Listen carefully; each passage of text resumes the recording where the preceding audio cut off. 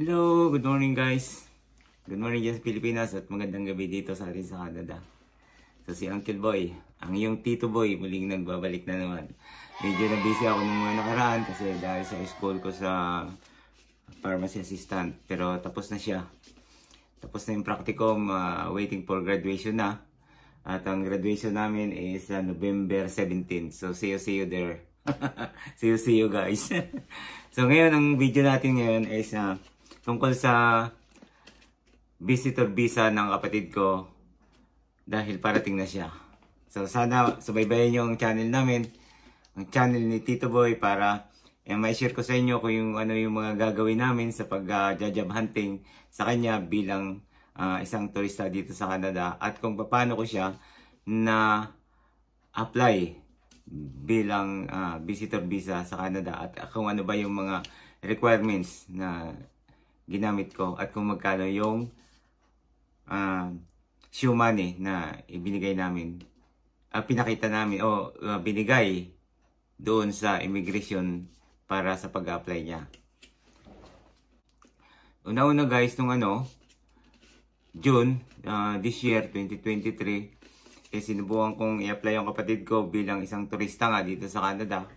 Kasi yun nga, mayroong bagong policy dito, hindi naman lingid sa kalaman natin na ang mga visitor visa is pwede nang i-convert yung kanilang tourist visa into work permit kung makakakuha sila ng employer na willing mag-sponsor sa inyo o gustong magtrabaho dito sa Canada. So yun nga, gumawa lang ako ng account sa CIC, www.cic.gc.ca. Tapos doon mo i-upload yung mga requirements na kailangan ng immigration para sa pag-apply mo ng visitor visa. So ang shoe money na ginawa ko is maliit lang guys. Sabi kasi sa mga vlogs is medyo may kalakihan, mga 250 o 200 hanggang 300,000 peso. Yun ang napapanood ko sa vlog. So ako medyo kinabahan doon kasi wala naman kami ganong kalaking pera. So ang ginamit ko is guys, maliit lang, hindi ganong kalaki.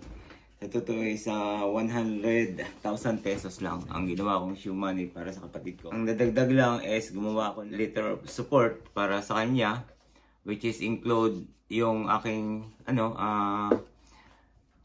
letter of employment, pay stub, at saka 3 months ng bank statement. So 100,000 lang guys. Kung mayroong tutulong sa inyo dito sa Canada, halimbawa mga kamag-anak nyo na iimbitahin kayo at bibigyan kayo ng letters na susuportahan yung expenses nyo dito sa Canada, kagaya ng ginawa ko. So may trabaho yung kapatid ko dyan sa Pilipinas, syempre paunti-unti nag-save siya. Tapos in the same time, dahil maliit lang naman yung sahod, tinutulungan ko na lang din para makapag-save kami ng 100,000 pesos para pang shoe money nga. So yun, mabilis lang siyang na-approve. Parang almost 2 weeks lang, approve na siya. Dapat nung August ko siya papupuntahin dito. Ang kaso medyo mahal yung ticket kasi kailangan is round trip ticket para may pakita mo sa kanila na talagang babalik ka after ng yung visit mo dito sa Canada. Sigurado na may papakita ka na mayroon kang back and forth na ticket. So yun nga, itong October 16 is parating na yung kapatid ko. Susundin ko dyan sa Edmonton International Airport. So sana sa mga susunod na vlog guys, mapakita ko sa inyo, o kaming dalawa siguro, yung mga gagawin namin sa paghahanap ng trabaho para naman magkaroon kayo ng idea ano ba ang mga gagawin. So sa ngayon pa lang naghahanda na kami. Ginawa ko siya ng account sa www.indeed.com, tapos sa www.jobbank.ca. Mayroon dyan mga LMIA approved na ng CIC at saka may mga pending pa na nag-a-apply ng LMIA. So yun, talagang yung may mga LMIA as sigurado nang mag-hire sila ng mga temporary foreign workers. Kaya lang, syempre, depende yung applyan mo, dapat naaayon doon sa experience mo para may bigay sa'yo o may chance ka para makuha mo yung LMIA na approve para sa kanila. See you sa, sa susunod na vlog namin ng kapatid ko sa October 17. Parating na siya. So, yeah! Sana makakuha siya ng trabaho. Finger crossed, guys. And sana maging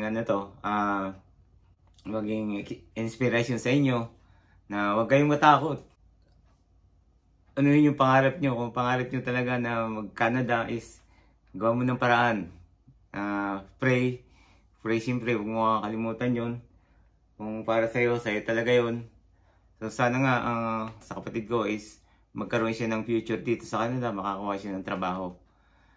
So, see you guys and thank you for watching.